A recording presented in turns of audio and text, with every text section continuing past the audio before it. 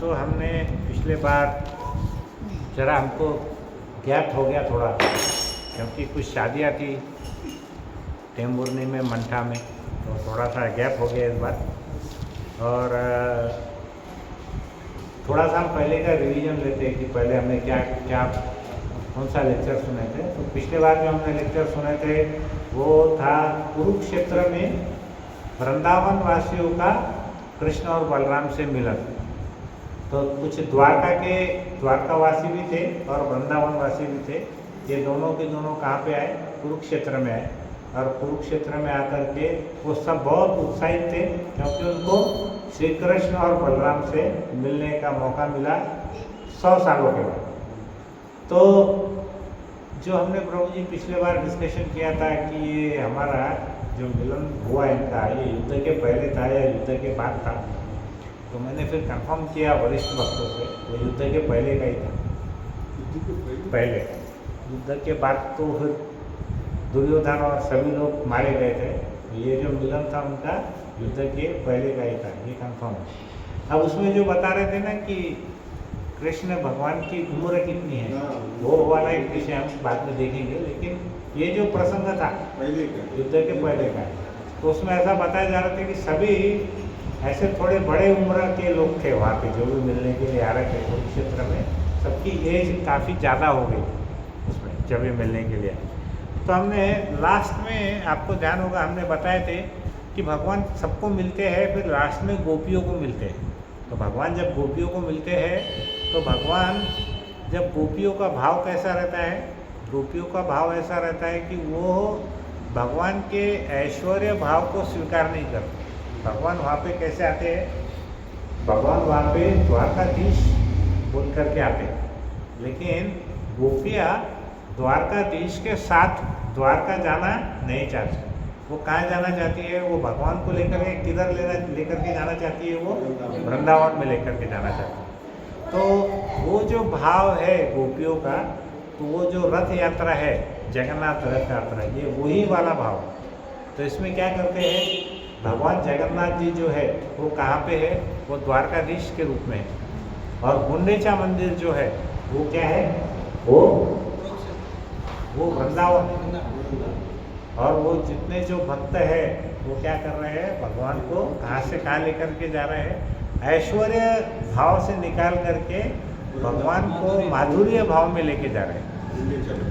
वहाँ ऐसा नहीं था कि जो गोपियाँ अगर ऐसा बोलती कि भगवान इतने बड़े राजा है, पूरे ऐश्वर्य है उनके साथ में, तो हम द्वारका जाएंगे।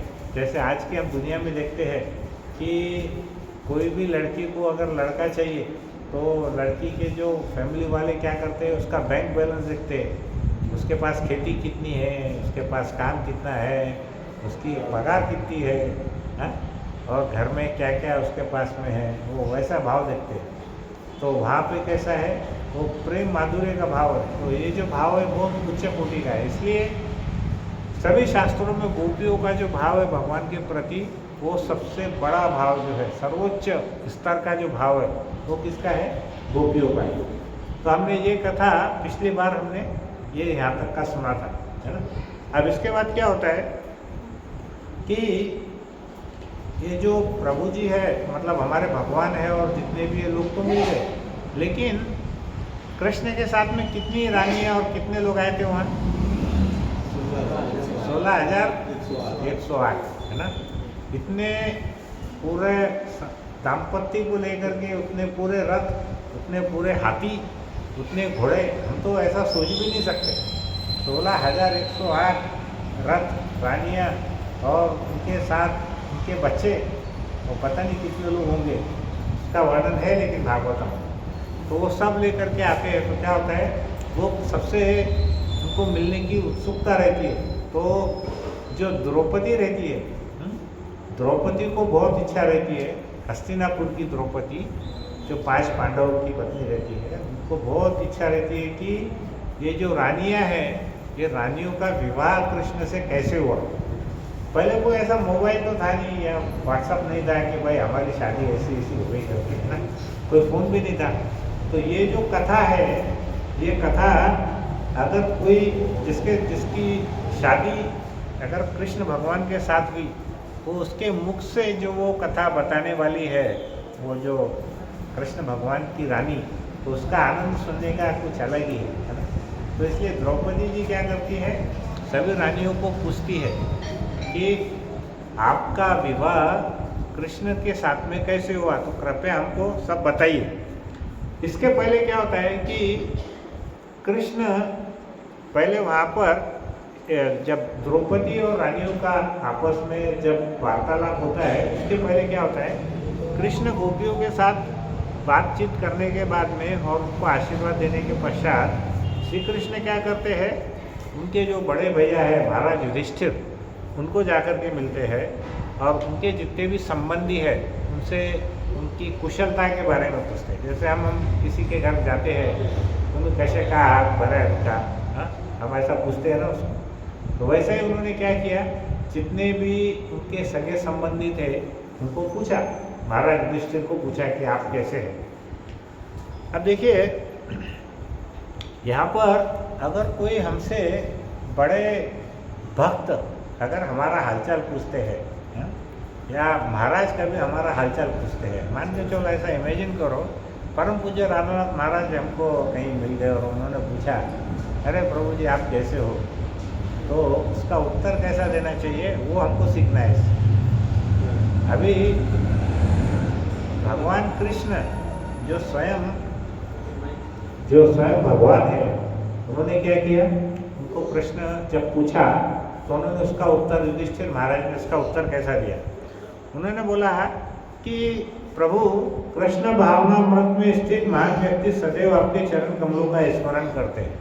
जो भी भक्त है, जो भी कृष्ण भावना में है, जो भी आपके भक्त है, वो क्या करते हैं, हमेशा आपके चरण कमलों का वो स्मरण करते हैं और दिव्य आनंद का अमृत पीकर वे पूर्ण रूपेण संतुष्ट हो जाते हैं।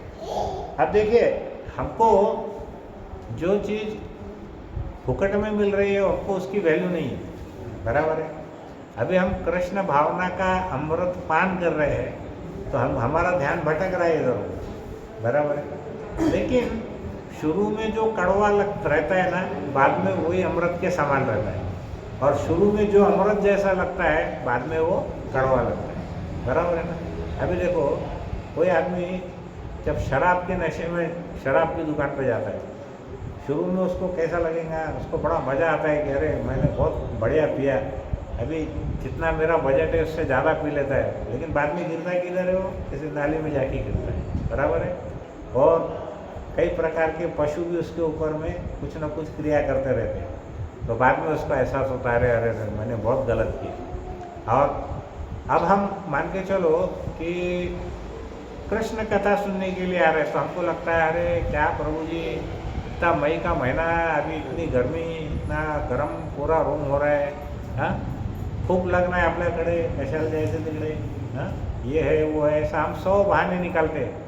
लेकिन जब हम कथा में आकर के थोड़ा सा भी प्रयास करते हैं उसको ध्यान से सुनने का, तो जब कथा होने के बाद में हमारा मन कैसा रहता है, एकदम प्रसन्न रहता है। कल मैं संभाजी नगर में श्रीमान लाल गोविंद दास प्रभु का प्रवचन सुनने के लिए गया था, मैं और मेरे माताजी मतलब मेरी वाइफ नहीं, मेरी मम्मी, माताजी माझी आई, हम दोनों गए थे वहाँ पे। तो लाल गोविंद दास प्रभु जो उनका 500वां भागवतम सप्ताह हुआ, कितना 500। उनकी उम्र कितनी है माता जी, 40 साल, एकदम उम्र में छोटे हैं वो, उम्र में छोटे। और कितनी कथा कर लिए, 500 कथा कर, उसमें से करीब 60-70 कथा उन्होंने जो पानी का जहाज रहता है ना, उसको पानी के जहाज के ऊपर जो बड़े बड़े इंटरनेशनल जहाज रहते हैं अमेरिका यूरोप के, वहाँ पे उन्होंने कथा की। और वो कथा इतना तन मन लगा के बोलते हैं कि मतलब कल उन्होंने राम विवाह के बारे में, राम और सीता का स्वयंवर के बारे में बताया था, तो उनके साथ 10-15 लोग भी बैठे थे, बहुत सारा ऐसा म्यूज़िक भी बज रहा था, प्रभु जी बहुत जोश में आकर के प्रवचन दे रहे थे। तो उसमें इतना मज़ा आया कि हमको मालूम ही नहीं पड़ा कि 3 घंटे हमारे किधर निकल गए। हाँ, तो जो भूख है, प्यास है, सब चले गए। तो थोड़ा प्रयास प्रवचनकर्ता भी करना चाहिए और थोड़ा प्रयास श्रोतागण ने भी करना चाहिए, बराबर है। अगर प्रवचनकर्ता कितना भी अच्छा बोले और श्रोतागण खाली नींद में रहेगा तो भी उसको कुछ आनंद आने वाला नहीं, बराबर है। तो दोनों तरफ से प्रयास होना चाहिए। तो यहाँ पर जब युधिष्ठिर महाराज को उन्होंने प्रश्न पूछा कि आप कैसे हैं, तो उन्होंने क्या बोला कि प्रभु, जो भी भक्त है जो आपके चरण कमलों का वो हमेशा चिंतन करते हैं, वो कैसे है, आपके चरण कमलों का अमृत पीकर सदैव संतुष्ट रहते हैं, बराबर है। कितना अच्छा उत्तर दिया हमने। और कभी कभी वो, ये बहुत अच्छी बात मेरे को लगी पूरे इसमें, कि कभी कभी ये जो अमृत है ये जब भक्त के मुख से बाहर आ जाता है, ये जो अमृत पान है आपके जो भक्त है उसके मुख से बाहर आ जाता है और दूसरों पर बिखर जाता है, तो भक्त के मुख से निकला ये अमृत इतना शक्तिशाली होता है कि यदि भाग्यवश किसी व्यक्ति को वो रस मिल गया, उसका रस का आस्वादन करने को मिल गया, उसने अगर चख लिया तो क्या होता है, तो वह जन्म एवं मृत्यु की निरंतर यात्रा से मुक्त हो जाता है। अभी देखो, मान के चलो आप सभी भक्त लोग हैं यहाँ पे,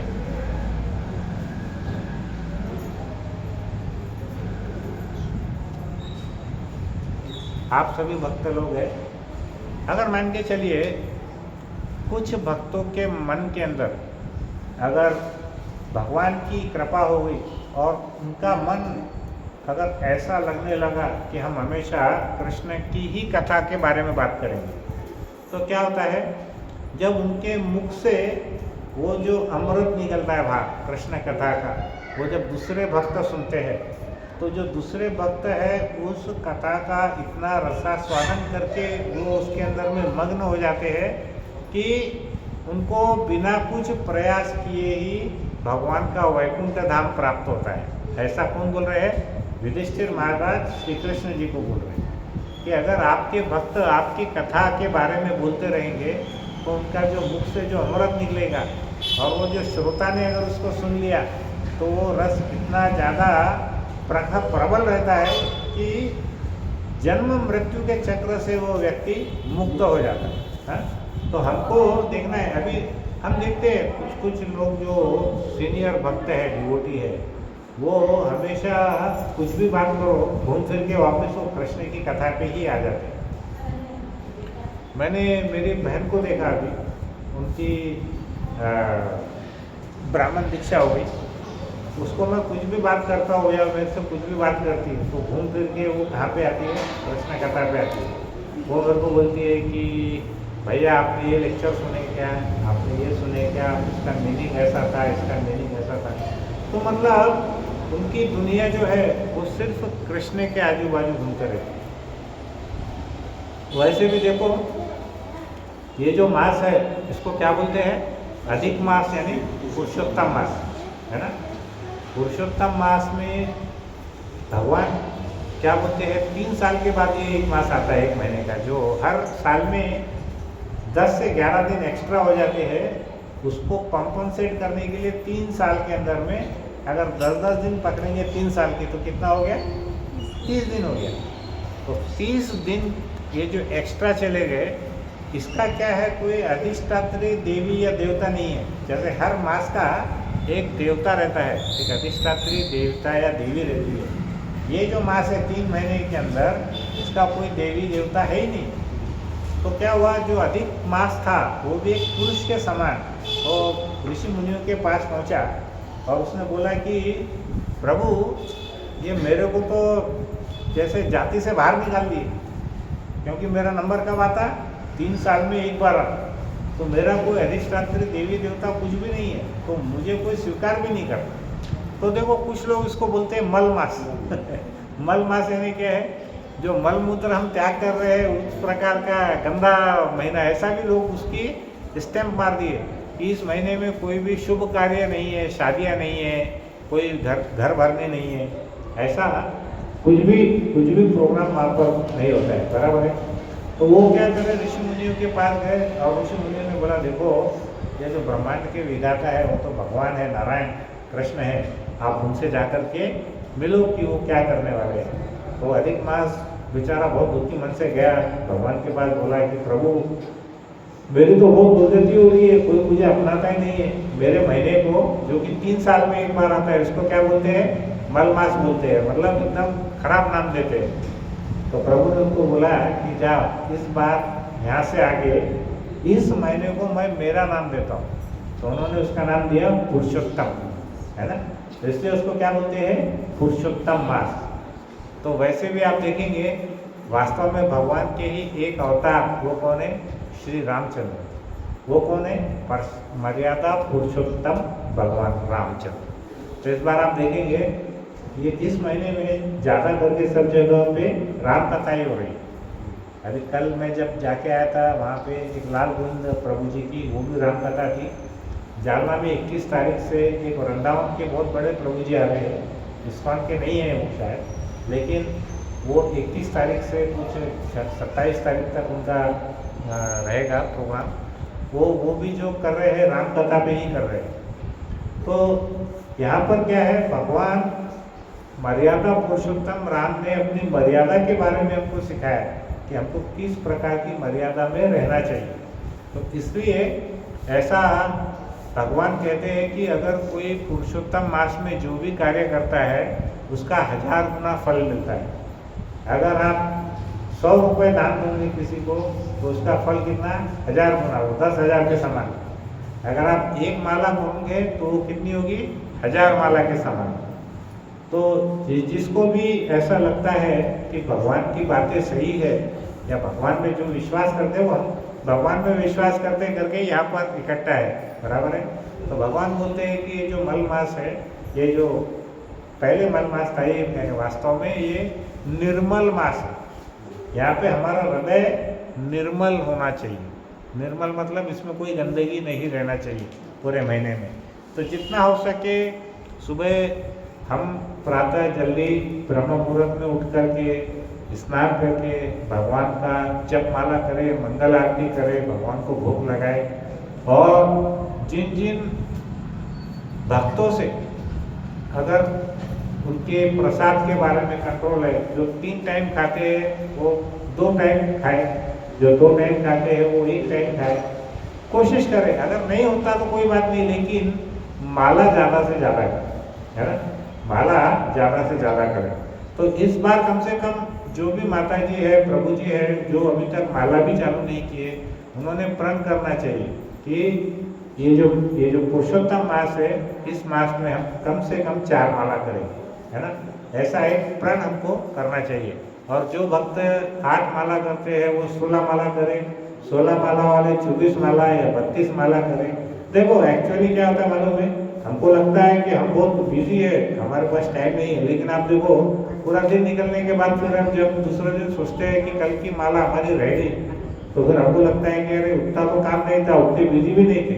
हम क्या है वास्तव में, आलसी है।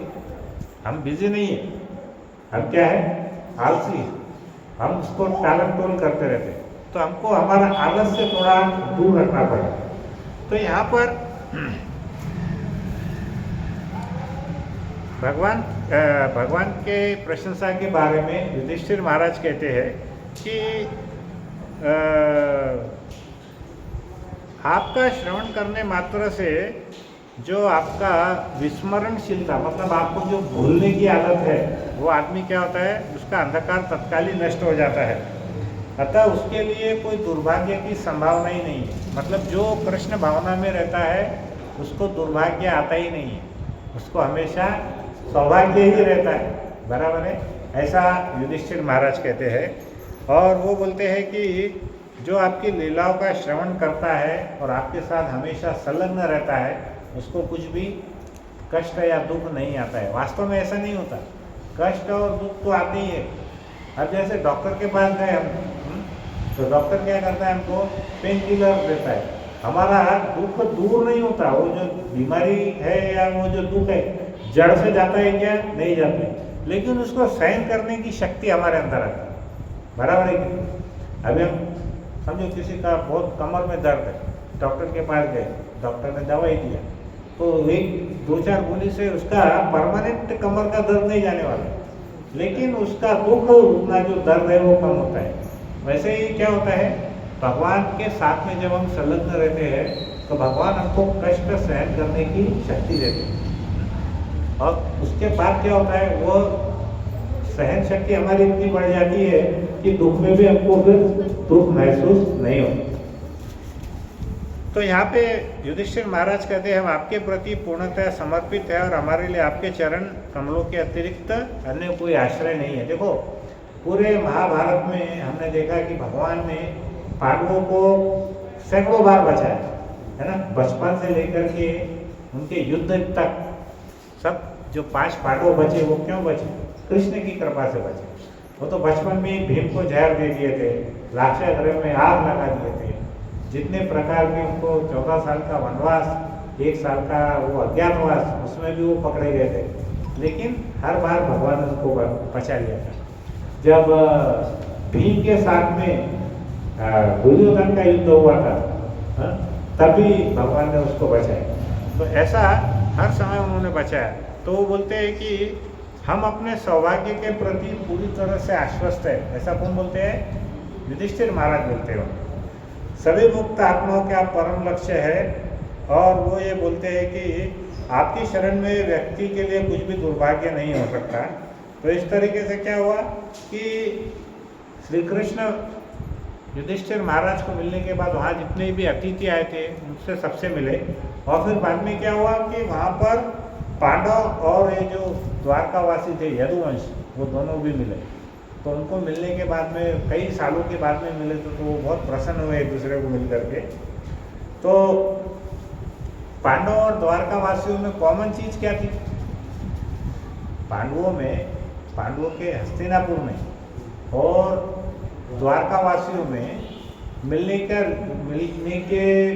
मिलने की खुशी का क्या कारण था?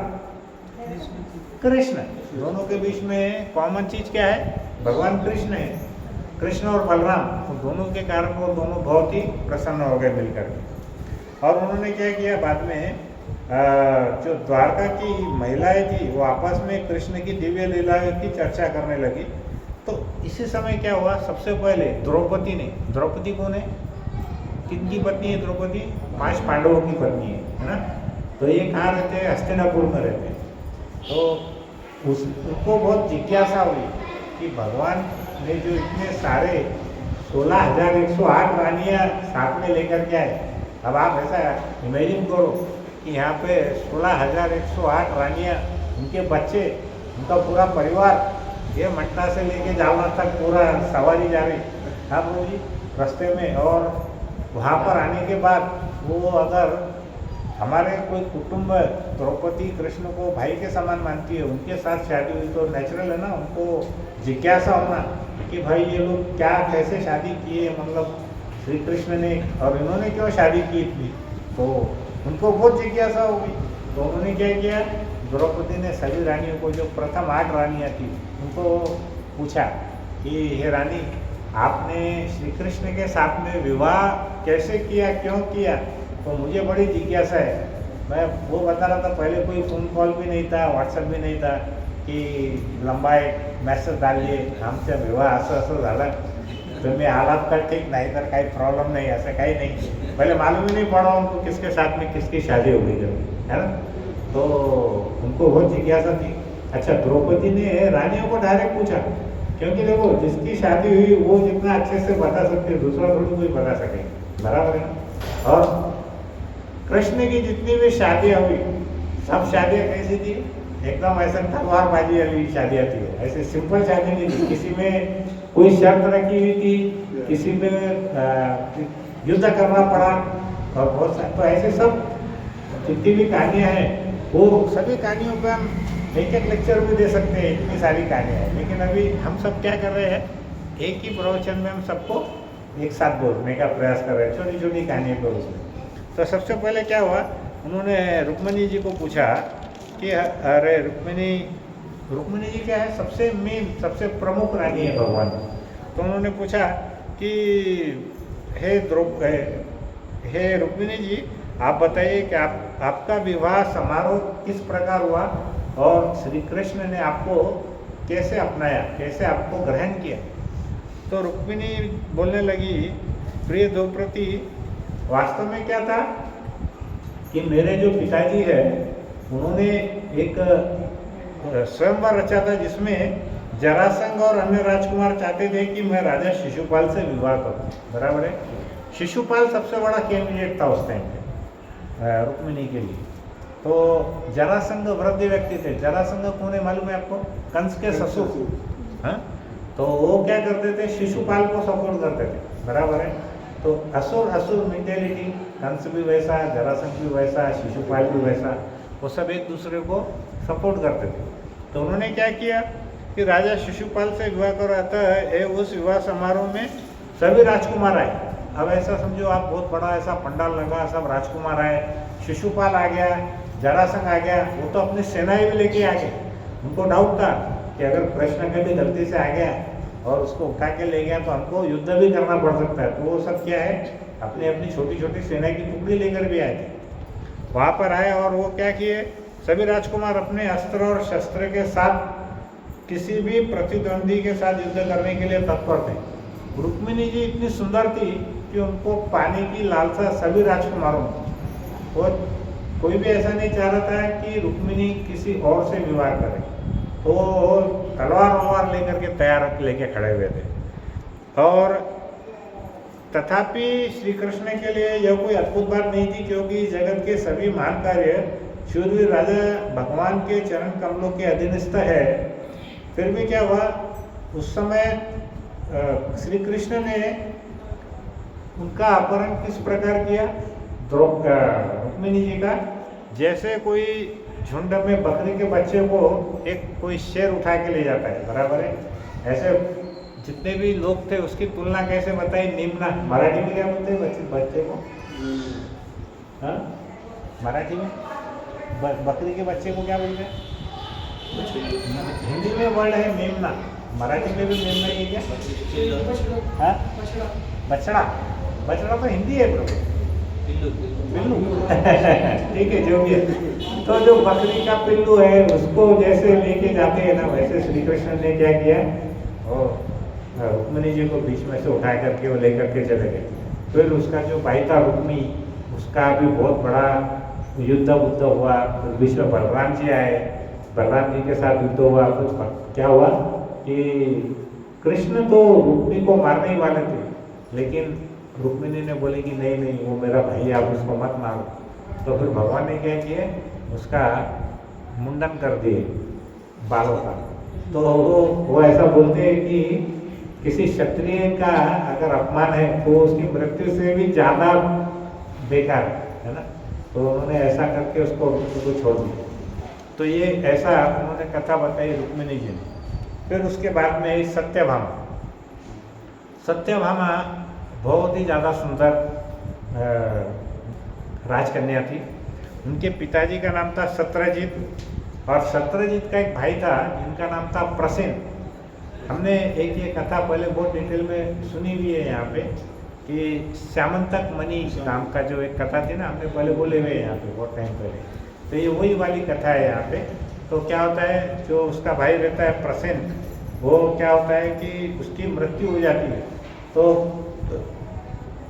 उनके सत्यभामा के जो पिताजी हैं सत्यजीत, वो भी बहुत दुखी हो जाते हैं कि मेरे भाई की मृत्यु हुई। और उनको क्या लगता है कि उनका जो श्यामंतक मणि है, जो कि रोज 1 मन सोना देता था, अगर अभी ईरान वार के अंदर में वो श्यामंतक मणि हमारे पास रहता था ना, तो डीजल की पेट्रोल की लाइन ही नहीं लगती थी।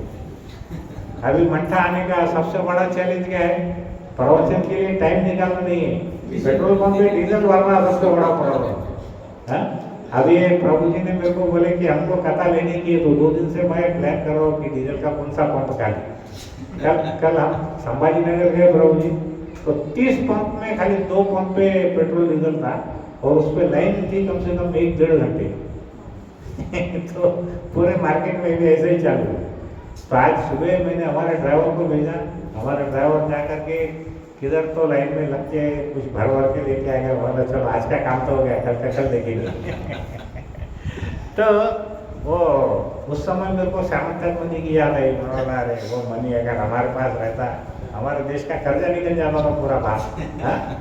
40 किलो सोना हो तो कितना अच्छा रहता। तो जो श्यामंतक मणि था वो उसका क्या हुआ कि वो प्रसेन का वध कर दिए थे, तो उसका झूठा आरोप वो किस पे लगा था? श्री कृष्ण पे लगा था। देखो ये जो कलंक है ना, ये भगवान भी उससे बचे नहीं है। कलंक का समय जब हमारा खराब आता है ना, तो कोई भी व्यक्ति हम पे कलंक कुछ भी प्रकार से लगा सकता है। तो उसमें हमने ऐसा परेशान होके आत्महत्या करना है या छोड़ के भाग जाना है, वो ऐसा नहीं रहता है। भगवान कृष्ण भी कलंक से बचे नहीं है। उनके ऊपर में भी झूठा इल्जाम लगा दिया था कि उनका जो भाई है प्रसेन, उससे श्यामंतक मणि उन्होंने चुरा लिया और उसकी हत्या कर दी। तो बाद में क्या हुआ कि वास्तव में क्या हुआ था कि श्यामंतक मणि कहाँ था?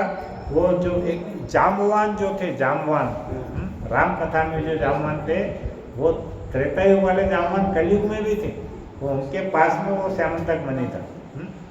तो उसकी एक बड़ी कहानी है। वो प्रसेन से युद्ध होता है शेर का, शेर उसको मार देता है। बाद में वो जो श्यामंतक मणि है वो जामवन जी की गुफा में चले जाता है। उनकी जो बेटी रहती वो उससे खेलते रहती श्यामंतक मणि से, वगैरह वगैरह। हम पूरी कहानी पहले बोल चुके एक बार। अभी यहाँ पे खाली मेन क्या था, तो भगवान ने क्या किए, अपना जो शुद्ध चरित्र स्थापित करने के लिए भगवान किसके साथ युद्ध किए? जामवान के साथ युद्ध किए, बराबर है। और जामवान के पास से उन्होंने श्यामंतक मणि को पुनः मेरे पिता सत्यजीत को अर्पित किया। किसके पिता थे ये? सत्यभामा।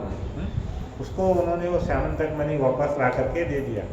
अब जब श्यामंतक मणि वापस मिल गया तो सत्यजीत बहुत ही शर्मिंदा हो गया।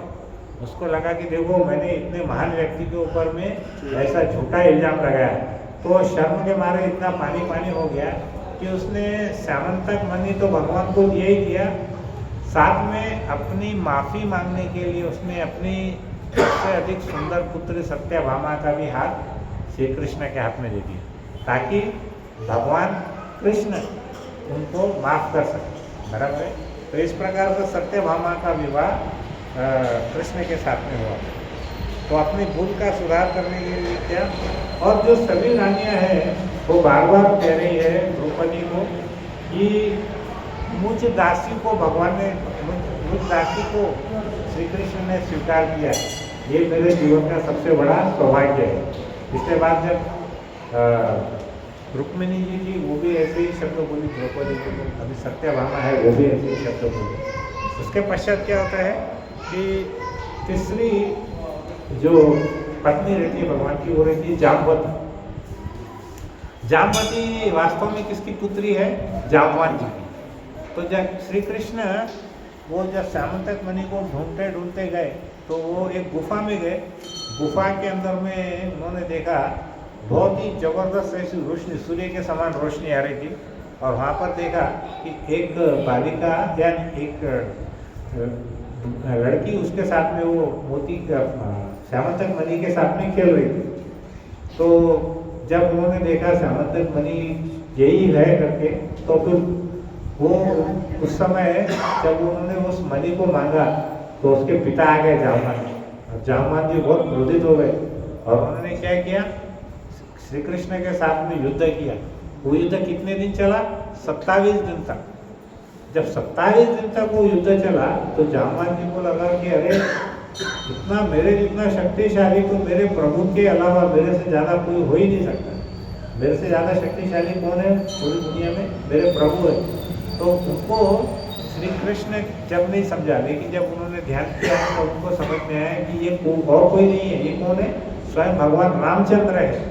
तब जाकर के उन्होंने भगवान से माफ़ी मांगी और उन्होंने भी अपनी भूल का सुधार करने के लिए अपनी बेटी जामवती का हाथ कृष्ण के हाथ में, भगवान के हाथ में दिया। देखो ऐसे नकी लोग हम लोग नहीं रहते, ये सब भगवान की लीला है। इसलिए जो कुंवारे लोग हैं उन्होंने ज़्यादा एक्साइट नहीं होना है सुन के। हैं हम भगवान की शरण में जाएंगे तो भगवान हमारा उद्धार करेंगे पक्का। हैं तो फिर ये तीसरी शादी जामवती की हुई। उसके बाद में चौथा विवाह हुआ उनका जिस तरह जामवती जी बोलती है कि इस प्रकार से कृष्ण की दासी बनकर रहने की मेरी इच्छा पूर्ण हो। उसके बाद चौथा विवाह हुआ कालिंदी का। कालिंदी क्या है? कालिंदी कहाँ पे है? यमुना नदी। यमुना नदी का नाम क्या है दूसरा? कालिंदी। तो बोलती है वो क्या करने, अभी देखो यहाँ पे अलग अलग किस्से हैं। पहले में तो वो रुक्मिणी पत्र लिखती है भगवान को बुलाने के लिए, तो भगवान आकर के उसकी रक्षा करते हैं।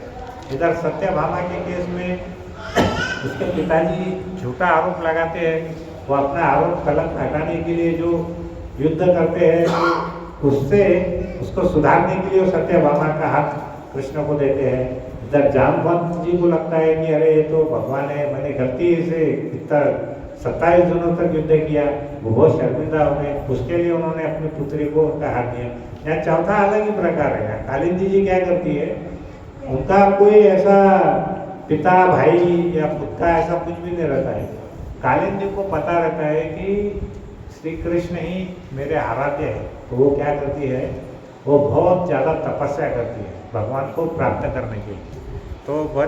तो वो क्या करती है, उनको पति के रूप में प्राप्त करने के लिए वो तपस्या में संलग्न थी।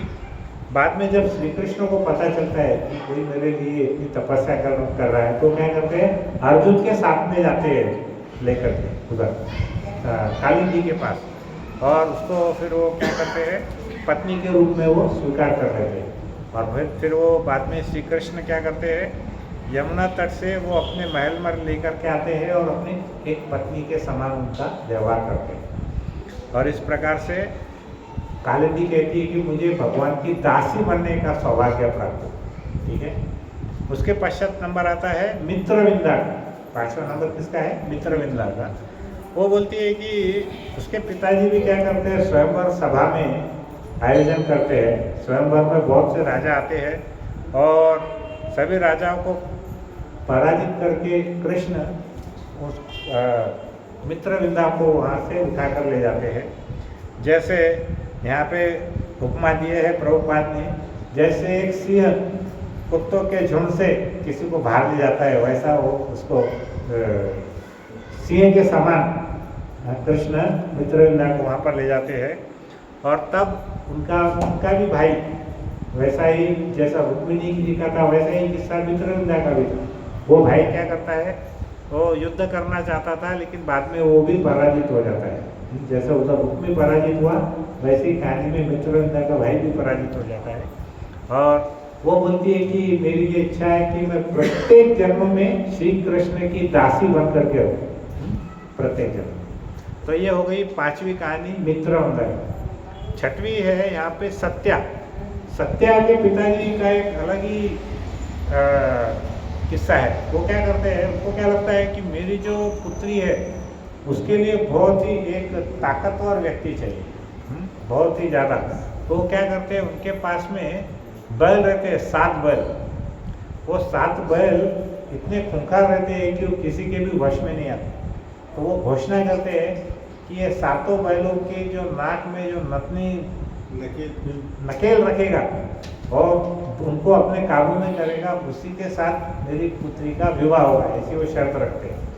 तो वहाँ पर क्या होता है कि वो जो भयानक सांड है उसके लिए जितने भी राजा आते हैं वो सभी या तो घायल हो जाते हैं या धराशायी हो जाते हैं, कोई भी उनको काबू में नहीं कर सकता, इतने भयानक सांड रहते हैं। बाद में क्या होता है, फिर वो जब श्री कृष्ण आते हैं तो क्या करते हैं, उनको जो सांड है, जैसे एक बकरी का बच्चा है वैसे उसको शांत करके उनके नाक में वो नकेल वो डाल के उनको वो अपने काबू में करते हैं। और उसके बाद में क्या होता है कि उनको रस्सी से बांधने के बाद में वो उनके पिताजी जो है सत्या के, वो बहुत प्रसन्न होते हैं, क्योंकि उनको ऐसा जैसे भगवान राम के स्वयंवर में शर्त रखी थी जनक महाराज कि ये जो परशुराम का नहीं, ये जो शिव का जो धनुष है वो उसको कोई उठा के बताए। तो कल एक बहुत अच्छा लाल गोविंद दास जी ने, प्रभु जी ने बहुत अच्छा एक किस्सा बताया था। वो बोले कि क्या हुआ कि कई बड़े बड़े राजा आए वहाँ पर और उस जो धनुष को देख करके वो जोर जोर से हंस रहे थे कि इसमें क्या है, हम तो ऐसे ही उठा लेंगे। तो उन्होंने फिर एक हाथ से उठाया, वो नहीं उठा तो दो हाथ से उठाया। ऐसा करते करते वो तो हला भी नहीं। फिर एक ही जगह पे दो बड़े बड़े शक्तिशाली राजकुमार आए, 10 लोग आए। उसके बाद में 10,000 लोग मिलकर भी उसको उठा नहीं पाए। तो उसके बाद क्या हुआ कि जैसे ही भगवान रामचंद्र आते हैं, वो तो बालक ही रहते, तो वो सब हंसने लगे कि अरे ये तो दूध पीते बच्चे हैं, ये थोड़ी उठा सकेंगे नहीं करके, हम इतने बड़े बड़े मजबूत सांड नहीं उठा पाए, तो ये छोटा सा बालक क्या उठाएंगे। लेकिन रामचंद्र क्या करते हैं कि उसके पहले क्या होता है कि जब वो धनुष को उठा लेते हैं तो उसको उठा करके प्रत्यंचा चढ़ाते हैं और उसको तोड़ देते हैं। तो जब तोड़ देते हैं तो वो सब जगह पे नगाड़े बजने लगते हैं और सब उनके प्रशंसा करते हैं, फूल बरसाते हैं। तो उसके बाद में क्या होता है, दूसरा जो महत्वपूर्ण समय आता है वो रहता है वरमाला का। अब वरमाला में क्या होता है कि सीता जी की जो कद है और रामचंद्र का जो कद है उसमें 1 फीट का फर्क रहता है। उसके बाद में क्या होता है, रामचंद्र जी का मुकुट रहता है 1.5 फुट का, तो कितना हो गया 2.5 फुट। अब वो सीता जी आती है वहाँ पे और आने के बाद में खड़ी हो जाती है वो कि अब मुझको वरमाला डालना है। तो अब वो रामचंद्र तो जो रहते हैं वो झुकते नहीं हैं। तो सब लोग जा कर के क्या करते हैं, वो पहले तो राजा जनक को बोलते हैं कि अरे उनको बोलो कि थोड़ा सा झुकेंगे कर। तो राजा जनक बोलते हैं देखो भाई, ये जो सीता है अब ये पराई हुई, धनुष टूटने के पहले वो मेरी बेटी थी, अब वो धनुष टूटने के बाद क्या हुई, वो राम की पत्नी है, उसको मैं कुछ नहीं बोल सकता। तो जितनी भी सहेलियाँ बड़ी वो हो जाती कि अरे बहुत देर तक चलता रहता है, वो झुकते ही नहीं। तो उसके बाद वो विश्वामित्र जी के पास में जाते हैं, उनके गुरु के पास बाजू में बैठे रहते हैं लक्ष्मण जी। तो विश्वामित्र को बोलते हैं कि अरे गुरु जी ये तो 1.5 घंटा 1 घंटा हो गया है, ये तो झुक ही नहीं रहे। तो लक्ष्मण बीच में बोलता है रघुकुल में झुकते नहीं है, मेरा भाई कभी नहीं झुकेंगे। तो जनक महाराज बोलते देखो वो तो अब उसका शादी है, मैं उसको क्या बोलूँगा झुकने के लिए, वो तो रघुकुल से है, रघुकुल में प्रथा है, वो झुकते नहीं। तो फिर सब सखिया सोचती है कि अरे भाई अब कैसे करें, हमारी अब आखिरी आशा लक्ष्मण ही है, क्योंकि बाकी दोनों तो उम्र में बड़े थे, जनक जी भी बड़े थे और विश्वामित्र भी बड़े थे। ये लक्ष्मण थोड़े अपने एज के, थोड़ा इसको ही पढ़ाते। तो वो सब जो सखिया रहती है वो जाके बोलती है कि देखो देखो लक्ष्मण जी आप हमारा काम करो तो हम आपका भी काम कर देंगे। तो बोलते हैं अरे मेरा काम कैसे करोगे तुम, मेरा क्या काम है। वो बोले देखो सीता की बहन है उर्मिला, अगर तुम ये वाला हमारा काम करोगे ना तो उसकी बात हम आपके साथ चला के आपका भी काम करवा देंगे। जरा ये नाटक करता है लक्ष्मण जी, अच्छा चलो ठीक है पक्का ना। और सखिया बोलती हाँ पक्का।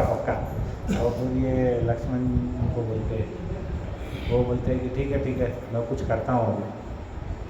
एकदम से सिंहासन से कूदी मारते हैं वो और जाते हैं वहाँ पे राम के पास जाकर के ऐसा बोलते हैं भैया इतने सारे राजा हैं, इतने प्रतापी राजा थे, लेकिन आप जितने बलवान हैं इतना बलवान कोई नहीं है। बस आपने जितना कार्य किया, आपने पूरी पृथ्वी को बचा लिया, बस आप मुझ पर कृपा करिए, आपका आशीर्वाद मुझको दीजिए। ऐसा बोल करके लक्ष्मण जी दंडवत करते हैं उसके सामने।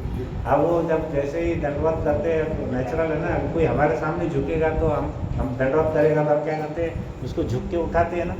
तो वैसे रामचंद्र जी भी नीचे झुके, वैसे ही लक्ष्मण जी ने बोला अरे डालो वरमाला उसको।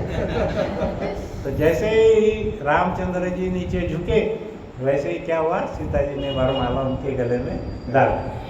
तो हम हमेशा सुनते हैं कृष्ण भक्त बड़ो चतुर।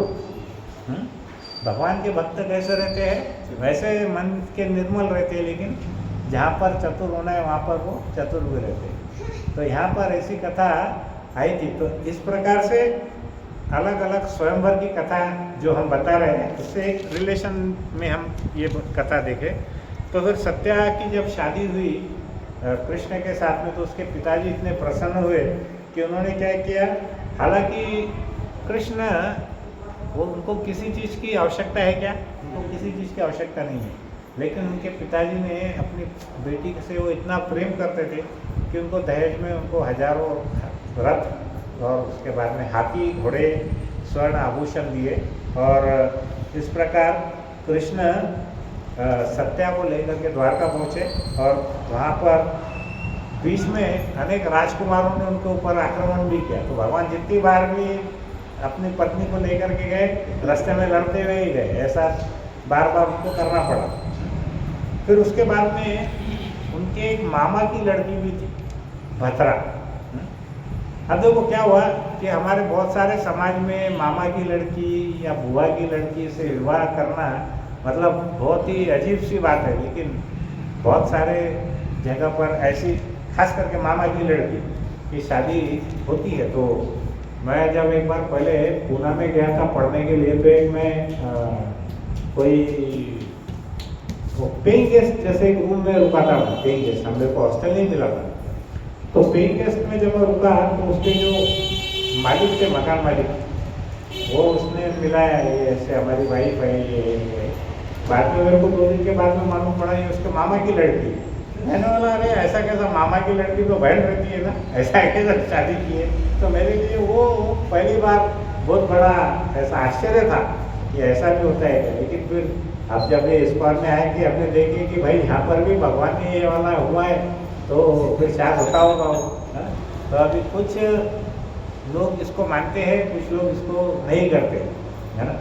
तो यहाँ पर क्या हुआ, भद्रा बोलती है कि प्रिय द्रौपदी, श्री कृष्ण मेरे मामा के पुत्र है, सौभाग्य से उनके चरण कमलों के प्रति मैं आकर्षित हो गई। और जब मेरे पिताजी को मेरी भावना मालूम पड़ी तब उन्होंने क्या किया कि एक विवाह का प्रबंध किया। तो यहाँ पर कोई लड़ाई झगड़ा नहीं हुआ क्योंकि रिश्तेदारी थी, है ना। तो उन्होंने क्या किया, मेरा युद्ध किया, उसके साथ में एक अक्षयिणी सेना, सशस्त्र सैनिक और सैकड़ों दासियाँ और बहुत सारे आभूषण वगैरह उन्होंने श्री कृष्ण को दिए और इस प्रकार मेरी शादी की। फिर उसके बाद लास्ट में है अभी लक्ष्मणा। लक्ष्मणा का क्या हुआ कि उन्होंने द्रौपदी को बताया कि श्री कृष्ण की लीलाओं के बारे में मैंने बहुत सुना है और मुझे सबसे बड़ा सबसे ज़्यादा मैं आकर्षित कब हुई श्री कृष्ण के चरण कमलों में, जब मुझे मालूम पड़ा कि भाग्य की देवी मतलब कौन, लक्ष्मी जी, वो भी श्री कृष्ण के चरण कमलों की सेवा करती।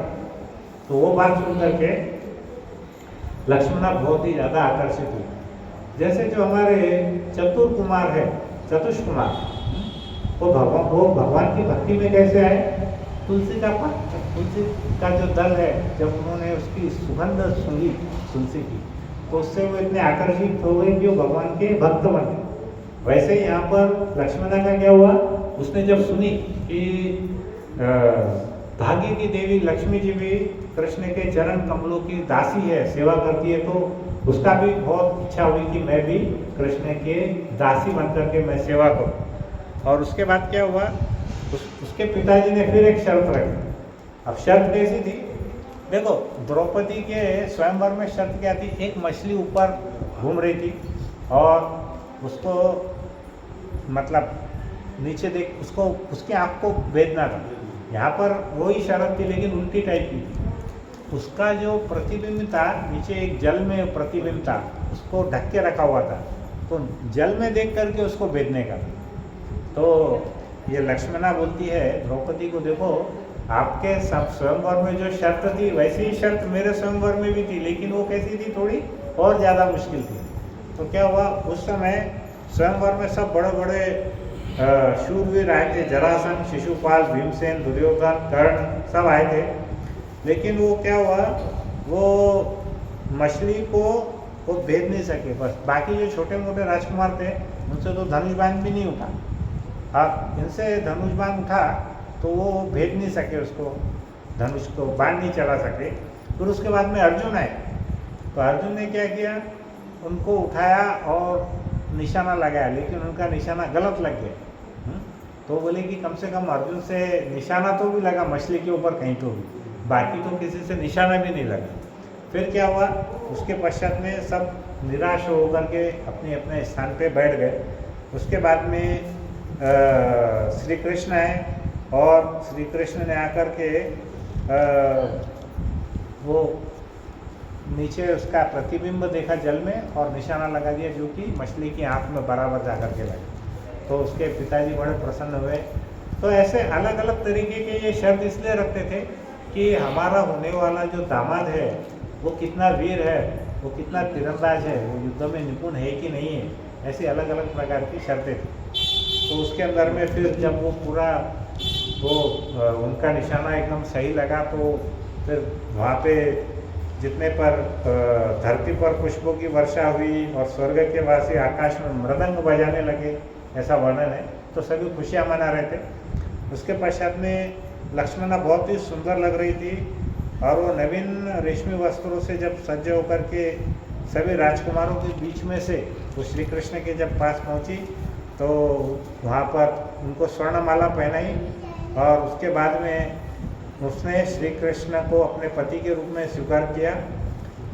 तो उसके बाद क्या हुआ, जो निराश राजकुमार थे उन्होंने क्या किया, वो उनके साथ में युद्ध करना चाहते थे श्री कृष्ण के साथ में। तभी क्या हुआ, उनके पास जो रथ था, उनका जो सारथी था, श्री कृष्ण के सारथी का नाम क्या है, दारुक। तो दारुक क्या किया, श्री कृष्ण ने उसको इशारा किया, तो उन्होंने तुरंत लक्ष्मणा को अपने रथ पे बिठाया और दारुक ऐसे हवा की तरह वो जो रथ है वो द्वारका की तरफ लेकर के चल दिया। और रास्ते में बहुत सारे राजकुमारों ने उनके ऊपर युद्ध किया, लेकिन कृष्ण ने जब उन पर वार किया तो उनको बहुत नुकसान हुआ। किसी का चोट लगी, किसी का हाथ कटा, किसी का पैर कट गया, कोई मृत्यु को भी प्राप्त की। तो इस लेवल की भयानक लड़ाई करते हुए वो कहाँ पहुँचे, द्वारका में पहुँचे। और द्वारका में पहुँचने के बाद में द्वारका नगरी का इतना सुंदर वर्णन है कि वहाँ पर सब नगरी के अंदर में ध्वजा और पताके लगे हुए थे। वो इतने सुंदर वहाँ पर हार फूल ध्वजा पताका लगा हुआ था कि सूर्य की किरणें भी अंदर शहर में नहीं पहुँच रही थी, इतने सारे ऊपर उसको उन्होंने सजा के रखा था। फिर वहाँ पर जाने के बाद में वो उनका बहुत भव्य स्वागत होता है। यहाँ पे लक्ष्मणा के जो पिताजी है वो क्या करते हैं, उनके जितने भी रिश्तेदार हैं उनको वो सोने के लिए पलंग, दरिया और स्वर्ण आभूषण देते हैं और उनको बहुत सारा दहेज में सामान देते हैं श्री कृष्ण को। और इस प्रकार से उनकी सैनिक और हाथी घोड़े दहेज में दिए। तब मैंने अनुमान लगा लिया, लक्ष्मणा को लगता है कि मैंने जरूर पिछले जन्म में कुछ बहुत शुभ कार्य किया, इसलिए मुझे भगवान के चरणों का दासी का रूप स्वीकार करने भगवान ने मुझे स्वीकार किया। अब ये तो हो गई 8 कहानियों की कहानी। उसके बाद कौन सी कहानियाँ बची, 16,100। वो वाली कहानी किसकी थी, भौमासुर। भौमासुर क्या करता है, वो पूरे विश्व में वो सबके ऊपर में आक्रमण करता है, क्योंकि वो बहुत शक्तिशाली था। और जितनी भी उसको राजकुमारियाँ, सुंदर राजकुमारियाँ दिखती है, उनको वो क्या करता है, बंदी बना लेता है। और बंदी बनाने के बाद में जब इसकी खबर न्यूज़ श्री कृष्ण को पहुंचती है, मालूम पड़ती है, तो क्या करते हैं, श्री कृष्ण आते हैं और उन सभी को वो मुक्त कर देते हैं। तो जो राजकुमारियाँ कृष्ण को निवेदन करती है, आग्रह करती है कि देखो प्रभु, हम तो इसके यहाँ बंदी थे, इसलिए अब हमको कोई स्वीकार नहीं करेगा, हमसे कोई शादी नहीं करेगा, तो हम सब आपको ही हमारा दिल दे बैठे हैं, तो आपसे ही आप ही हमारे साथ में विवाह करो। तब कृष्ण को वास्तव में तो कोई जरूरत नहीं थी शादी करने की, लेकिन भक्तों की इच्छा पूर्ण करने के लिए, उनको सम्मान देने के लिए कृष्ण क्या करते हैं, उन सभी राजकुमारियों से विवाह कर लेते हैं। और इसके बाद वो क्या बोलते हैं कि वो जो रानियाँ, वो जो राजकुमारियाँ हैं, वो बोलती है कि द्रौपदी को, एक्चुअली क्या होता है, ये सब कथा 16,000 रानियाँ एक साथ नहीं बोलती, उनके ब्याह पे जो रोहिणी रहती है माता, रोहिणी माता बोलती है। तो वो राजकुमारियों का भाव बताती है रोहिणी जी कि देखो, राजकुमारियों को कुछ भी नहीं चाहिए था, उनको भौतिक ऐश्वर्य भी नहीं चाहिए, उनको कोई प्रकार की यौगिक सिद्धि भी नहीं चाहिए, कि पानी पे चल रहे हवा में उड़ गए, ऐसा वाला कोई सिद्धि भी नहीं चाहिए। और उनको किसी प्रकार का कोई भौतिक ऐश्वर्य भी नहीं चाहिए, उनको कोई मुक्ति भी नहीं चाहिए। जैसे अलग अलग प्रकार की जो मुक्तियाँ है हमारे पास में, सालोक्य मुक्ति है, सामीप्य है, सायुज्य है, वो कुछ भी नहीं चाहिए। उनकी इच्छा क्या है कि हम हमेशा भगवान के चरण कमलों के धूल में रहें। इसलिए जो गोपियाँ है और जो गोप है वो क्या चाहते हैं कि वृंदावन के घास के रूप में, तृण के रूप में हम हमेशा वहाँ पर जन्म लें, ताकि कृष्ण के चरणों के नीचे हम हमेशा रोनते रहे, उनका स्पर्श हमको हमेशा मिलते रहे। ये भावना के साथ में वो रानी प्रत्येक जीवन में चाहती है कि वो बिना किसी इच्छा के भगवान की दासी के रूप में सेवा करते रहे। तो हमारा जो संप्रदाय है हरे कृष्णा का, उसमें हमको कौन से भाव में रहना चाहिए? दासत्व के रूप में रहना चाहिए, है ना।